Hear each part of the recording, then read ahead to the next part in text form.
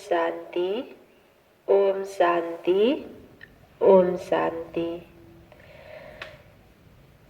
23/11/2020 को बाबा को साकार मुरली छ। सारमा, मीठे बच्चे, तुम देही अभिमानी बनो तो सब बीमारियां खत्म हो जाएगी और तुम डबल सिरताज विश्व के मालिक बन जाएंगे। तुम देही अभिमानी बनो तो सब बीमारियां खत्म हो जाएगी और तुम डबल सिरताज विश्व के मालिक बन जाएंगे। बाबाले सारमा भन्नुभयो कि जब आफूलाई आत्मा सम्झिन्छौ र मन बुद्धिलाई पवित्र बनाउँछौ भने हाम्रो सबै बिमारीहरू नराम्रो सबै खत्म हुन्छ र देवी देवता लायक बन्न सक्छौ, डबल सिरताज वाला विश्व को मालिक बन्छौ। प्रश्नमा छ, बाप के सम्मुख किन बच्चों को बैठना चाहिए? बाप के सम्मुख किन बच्चों को बैठना चाहिए? बाबाले प्रश्नमा सोध्नु भएको छ कि बाबाको सम्मुख कस्तो बच्चा बस्न पर्छ? उत्तरमा भन्दै हुनुहुन्छ, जिन्हें ज्ञान डांस करना आता है।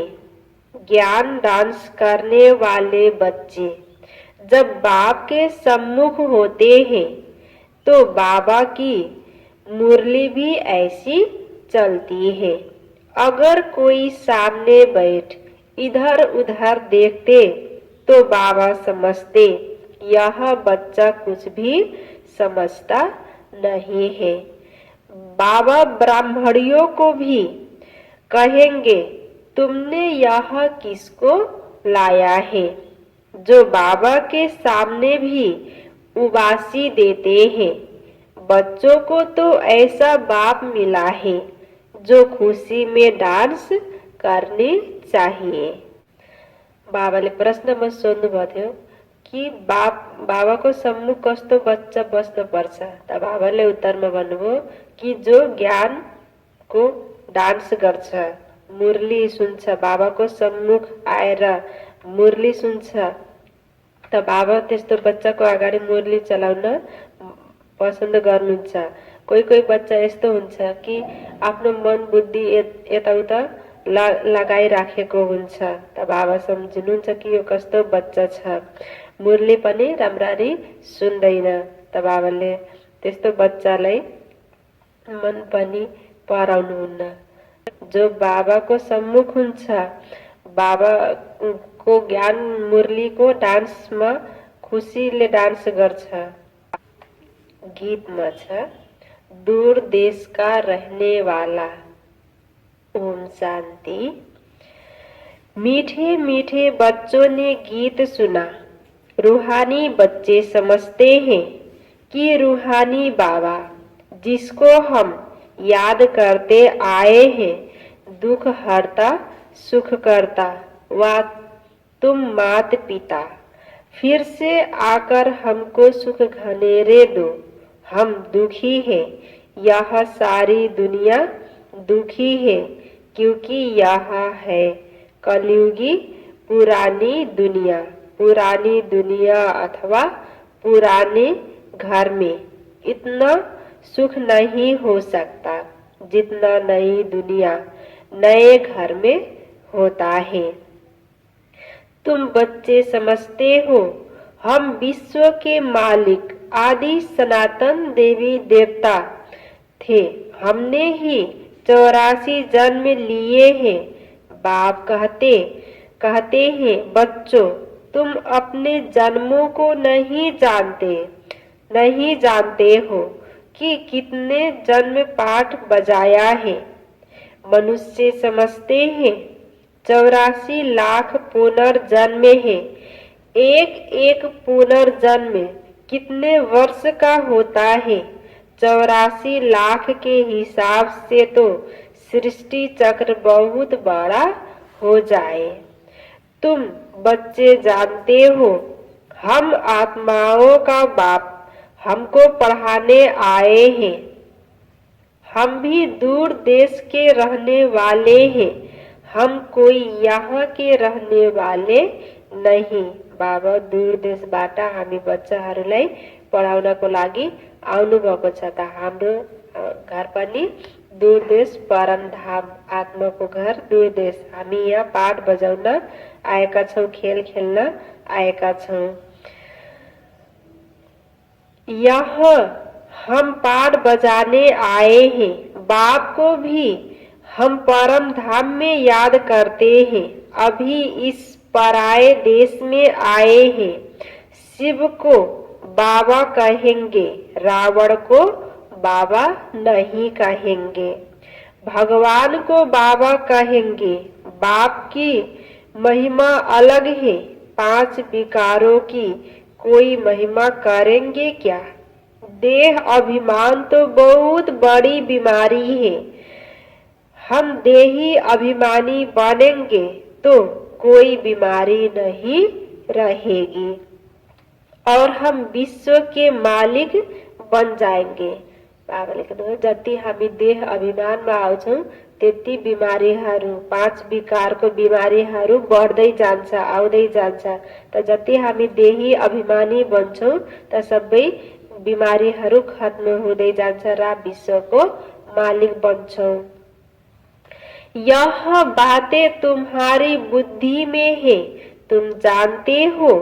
शिव बाबा हम आत्माओं को पढ़ाते हैं।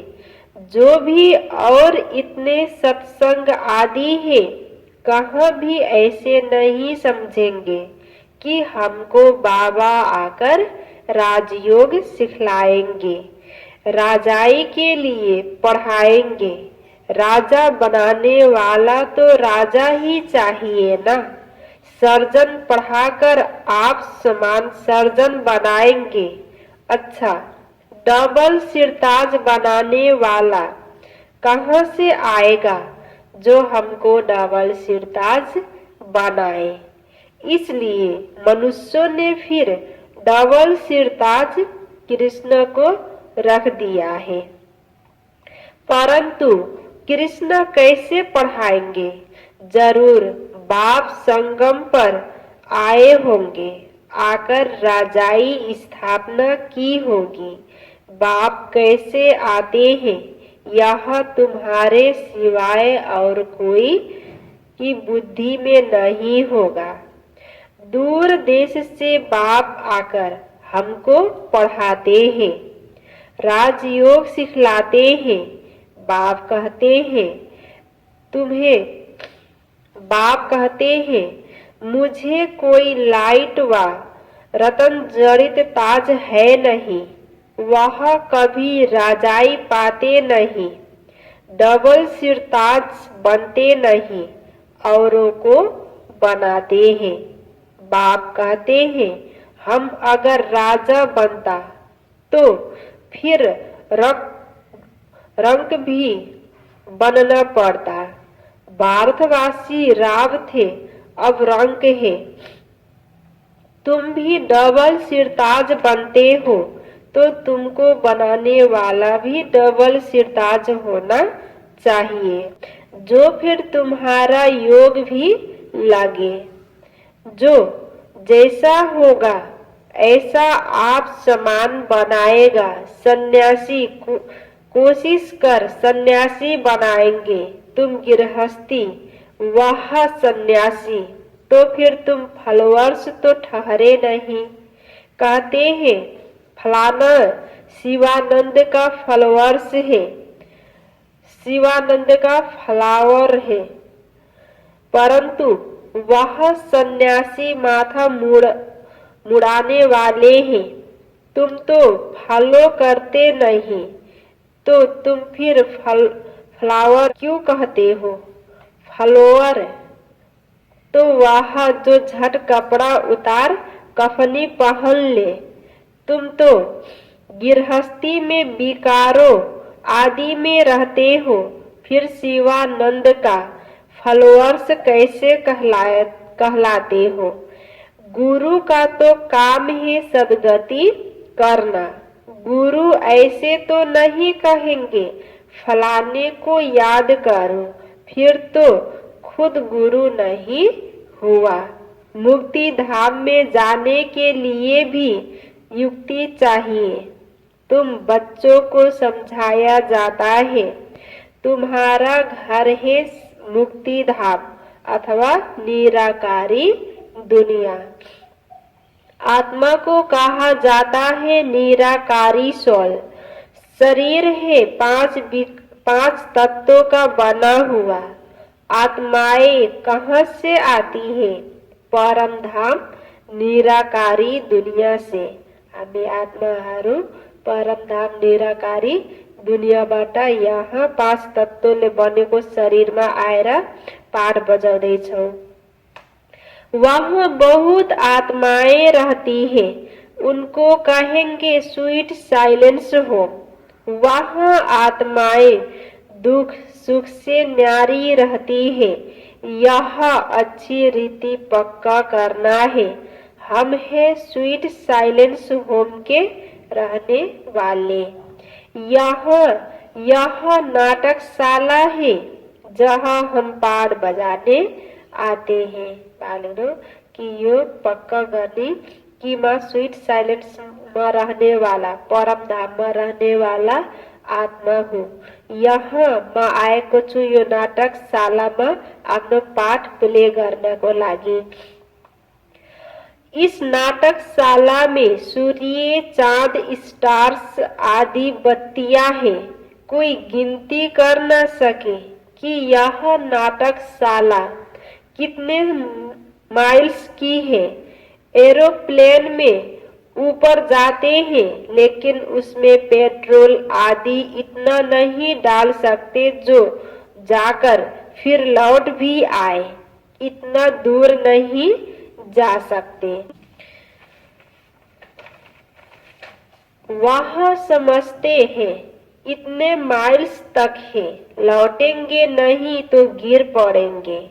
समुद्र का वह आकाश तत्व का अंत पा नहीं सकते। अभी बाप तुमको अपना अंत देते हैं। आत्मा इस आकाश तत्व से पार चली जाती है। कितना बड़ा रॉकेट है। तुम आत्माएं जब पवित्र बन जाएगी तो फिर रॉकेट मिसल तुम उड़ने लग पड़ेंगे। कितना छोटा रॉकेट है। सूर्य चांद से भी उस पार मूल वतन में चले जाएंगे। सूर्य चांद का अंत पाने की बहुत कोशिश करते हैं। दूर के स्टार्स आदि कितने छोटे देखने में आते हैं, है तो बहुत बड़े। जैसे तुम पतंग उड़ाते हो तो ऊपर में कितनी छोटी छोटी दिखाई पड़ती है। बाप कहते हैं तुम्हारी आत्मा तो सबसे तीखी है। सेकंड में एक शरीर से निकल दूसरे गर्भ में जाए प्रवेश करती है।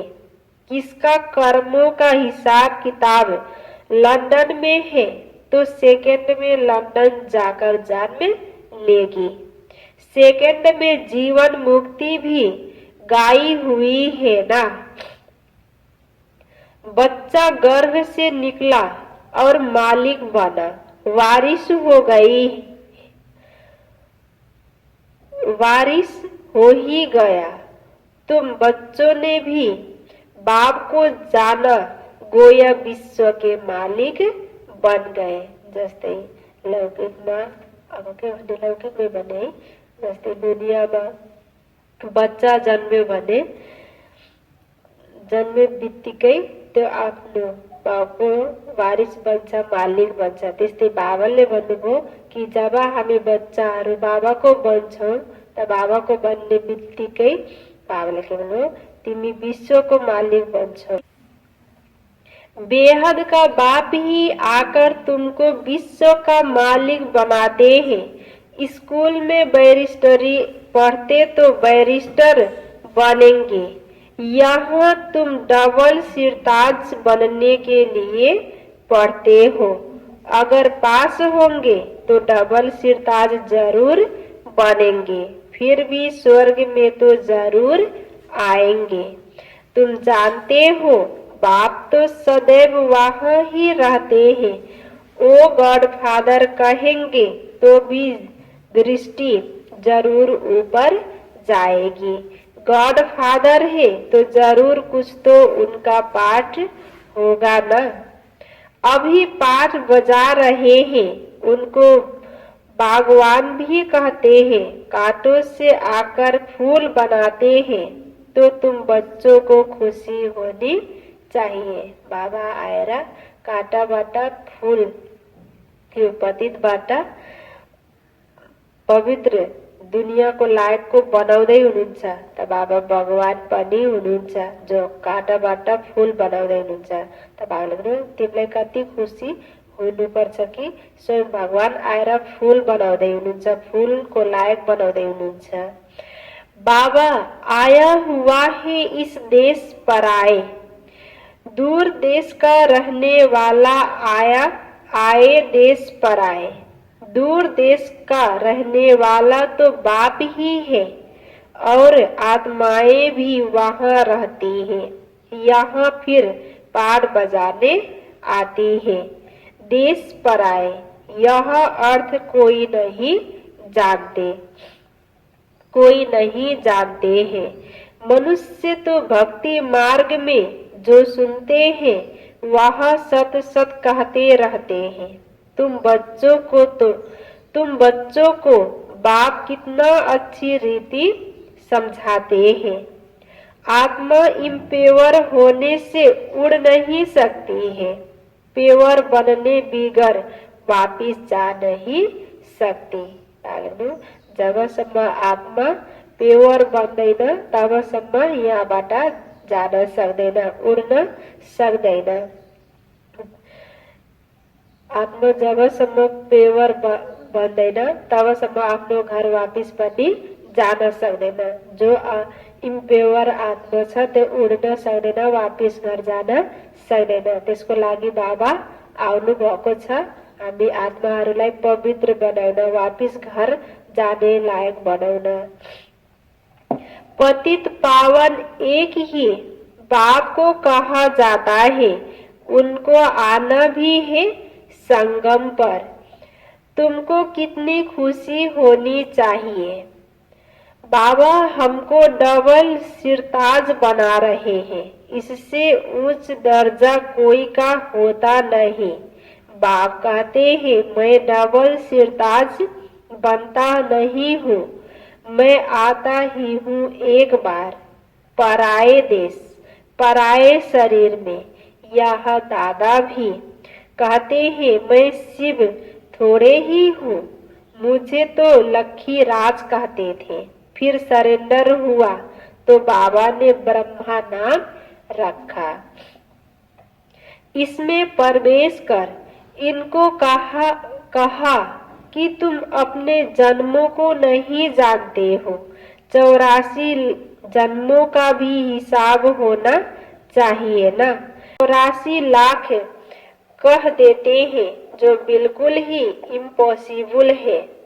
84 लाख जन्मों का राज समझाने में ही सैकड़ों वर्ष लग जाए, याद भी पढ़ ना सके।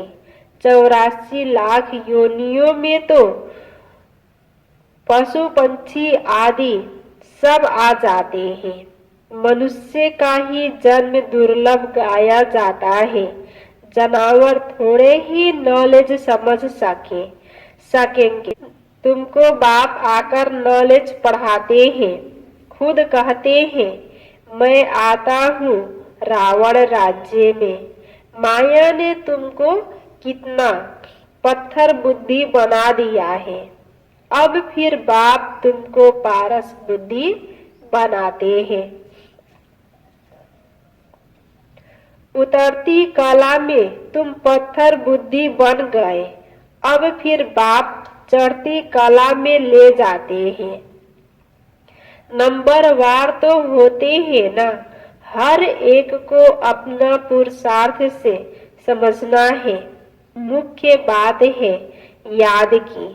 रात को जब सोते हो तो भी यह ख्याल करो, बाबा हम आपकी याद में सो जाते हैं, गोया हम इस शरीर को छोड़ देते हैं, आपके पास आ जाते हैं। ऐसे बाबा को याद करते करते सो जाओ तो फिर देखो कितना मजा आता है। बाबा लेख्नु सुत्दाखेरि पनि यो ख्याल गर्ने कि बाबालाई भन्ने कि बाबा म हजुरको पासमा हजुरको गोदीमा सुत्दैछु, सोएको छु। त बाबाको गोदीमा सोएको अनुभव गर्छौं भने बाबा लेख्नु कति मजा आउँछ। जो हो सकता है साक्षात्कार भी हो जाए, परंतु इस साक्षात्कार आदि में खुशी नहीं होना चाहिए। परंतु इस साक्षात्कार आदि में खुश नहीं होना है। बाबा हम तो आपको ही याद करते हैं, आपके पास आने चाहते हैं। बाप को तुम याद करते करते बड़े आराम से चले जाएंगे। हो सकता है सूक्ष्म वतन में भी चले जाओ, मूल वतन में तो जा नहीं सकेंगे। अभी वापिस जाने का समय कहाँ आया है। हाँ साक्षात्कार हुआ बिंदी का, फिर छोटी छोटी आत्माओं का झाड़ दिखाई पड़ेगा। जैसे तुमको वैकुंठ का साक्षात्कार होता है ना, ऐसे नहीं साक्षात्कार हुआ तो तुम वैकुंठ में चले जाएंगे, नहीं, उसके लिए तो फिर मेहनत करनी पड़े। तुमको समझाया जाता है तुम पहले पहले जाएंगे स्वीट होम। सब आत्माएं पाठ बजाने से मुक्त हो जाएगी। जब तक आत्मा पवित्र नहीं बनी है तब तक जा न सके। बाकी साक्षात्कार से मिलता कुछ भी नहीं है। मीरा को साक्षात्कार हुआ, वैकुंठ में चली थोड़े ही गई, वैकुंठ में चली थोड़े ही गई। वैकुंठ तो सतयुग में ही होता है। अभी तुम तैयारी कर रहे हो वैकुंठ का मालिक बनने के लिए। वैकुंठ त सतयुगमा हुन्छ, सुखको दुनियाँमा। त अहिले हामी वैकुण्ठमा को मालिक बन्नको लागि तयारी गर्दैछौँ। बाबा आएर त्यो तयारी गराउँदै हुनुहुन्छ। बाबा ध्यान आदि में इतना जाने नहीं देते हैं, क्योंकि तुमको तो पढ़ना है ना। बाप आकर पढ़ाते हैं, सर्व की सदगति करते हैं। विनाश भी सामने खड़ा है, बाकी असुरों और देवताओं की लड़ाई तो है नहीं। वह आपस में लड़ते हैं तुम्हारे लिए, क्योंकि तुम्हारे लिए नई दुनिया चाहिए। बाकी तुम्हारी लड़ाई है माया के साथ। दुनिया वाला लडिराखेका छन्। अहिले जति पनि हिंसाहरू हत्याहरू भइराखेको छ, तपाईहरुको आपसमा लडिराखेका छन् तिम्रो लागि नयाँ दुनिया ल्याउनको लागि। तर तिमी कोसित लड्दैछौ मायासित, पाँच विकार मायासित। तुम डबल नामी ग्रामी वॉरियर्स हो, परंतु कोई जानते नहीं कि देवियाँ इतना क्यों गाई जाती है। अभी तुम भारत को योग बल से स्वर्ग बनाते हो। तुमको अब बाप मिल गया है। तुमको समझाते रहते हैं ज्ञान से नई दुनिया जिंदाबाद होती है। यह लक्ष्मी नारायण नई दुनिया के मालिक थे ना। अब पुरानी दुनिया है, पुरानी दुनिया का विनाश आगे भी मुसलों द्वारा हुआ था। महाभारत लड़ाई लगी थी, उस समय बाप राजयोग भी सिखला रहे थे। अब प्रैक्टिकल में बाप राजयोग सिखला रहे हैं ना। बाप ही तुमको सच बताते हैं। सच्चा बाबा आते हैं तो तुम सदैव खुशी में डांस करते हो। यह है ज्ञान डांस। तो जो ज्ञान डांस के शौकीन है उनको ही सामने बैठना चाहिए। जो नहीं समझने वाले होंगे उनको उबासी आएगी। समझ जाते हैं, यहाँ कुछ भी समझते नहीं है। ज्ञान को कुछ भी समझेंगे नहीं तो इधर उधर देखते रहेंगे। बाबा भी ब्राह्मणी को कहेंगे, तुमने किसको लाया है। जो सीखते हैं और सिखलाते हैं उनको सामने बैठना चाहिए, उनको खुशी होती रहेगी। हमको भी डांस करना है। यह है ज्ञान डांस। कृष्ण ने तो न ज्ञान सुनाया न डांस किया, मुरली तो यह ज्ञान की है ना। तो बाप ने समझाया है, रात्रि को सोते समय बाबा को याद करते, चक्र को बुद्धि में याद करते रहो। बाबा, हम अब इस शरीर को छोड़ आपके पास आते हैं। ऐसे याद करते करते सो जाओ, फिर देखो क्या होता है। आगे कब्रिस्तान बनाते थे, फिर कोई शांत में चले जाते थे, कोई रास करने लग जाते थे, कोई रास करने लगते थे। जो बाप को जानते ही नहीं तो वह याद कैसे कर सकेंगे। मनुष्य मात्र बाप को जानते ही नहीं तो बाप को याद कैसे करे। तब बाप कहते हैं, मैं जो हूँ जैसा हूँ मुझे कोई भी नहीं जानते। अभी तुमको कितनी समझ आई है। तुम हो गुप्त वॉरियर्स नाम सुनकर देवियों को फिर तलवार बाण आदि दे दिए हैं। तुम वॉरियर्स हो योग बल के। योग बल से विश्व के मालिक बनते हो। बाहुबल से भल कोई कितनी भी कोशिश करे परंतु जीत पा नहीं सकते। भारत का योग मशहूर है। भारत का योग मशहूर है। यह बाप ही आकर सिखलाते हैं। यह भी किसको पता नहीं है। उठते बैठते बाप को ही याद करते रहो।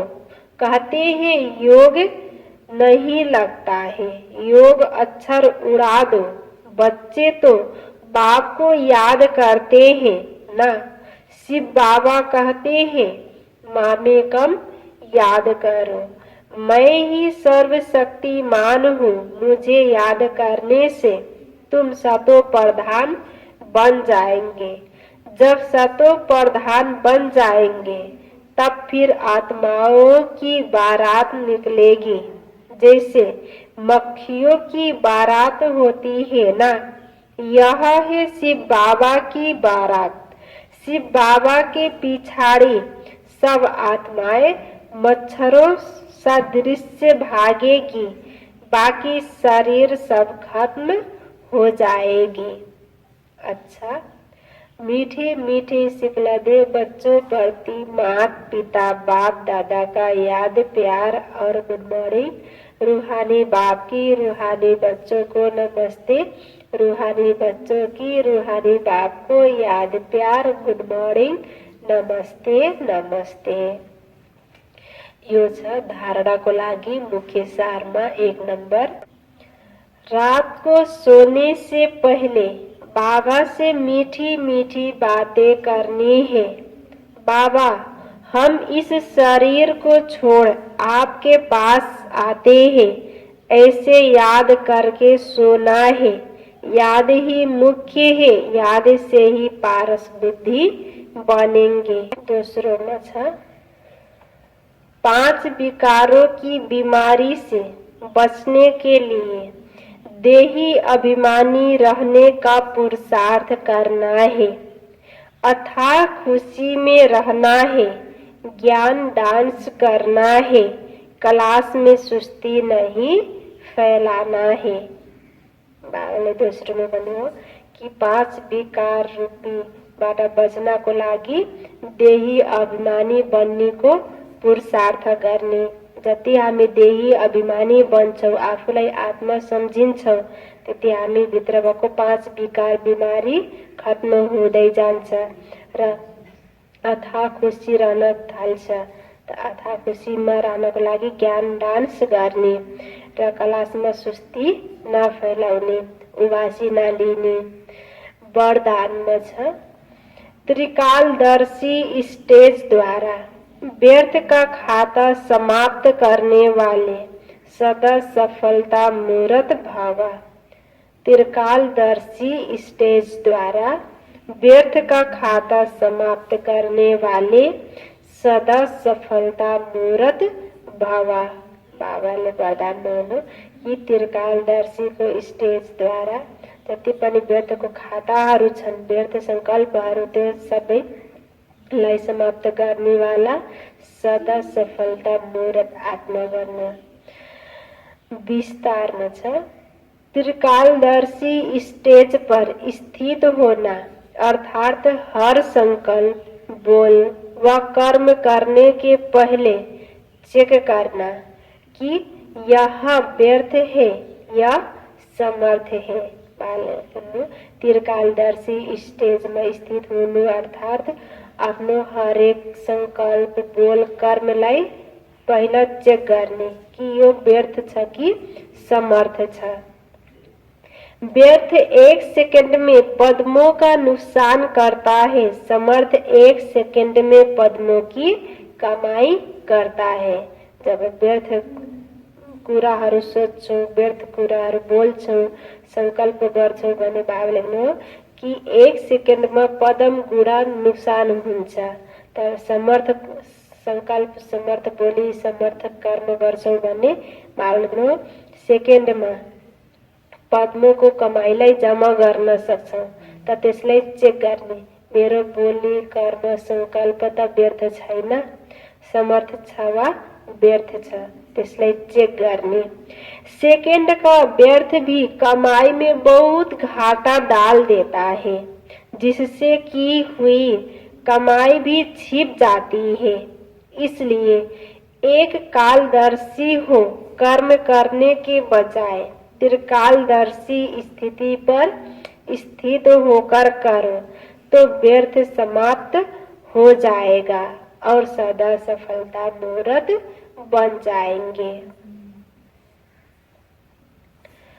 स्लोगन छ मान, शान और साधनों का त्याग ही महान त्याग है।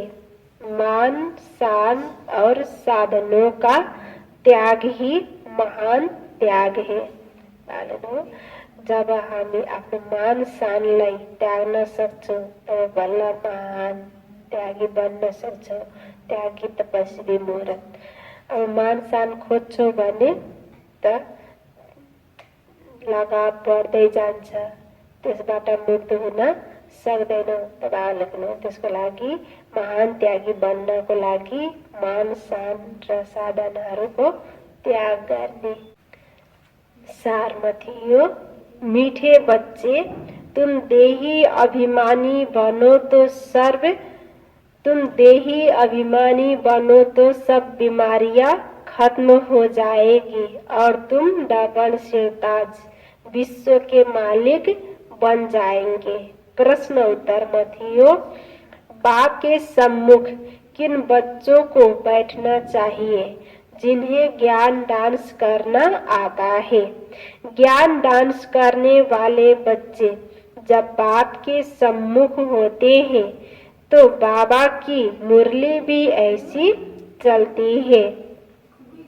अगर कोई सामने बैठ इधर उधर देखते तो बाबा समझते यह बच्चा कुछ भी समझता नहीं है।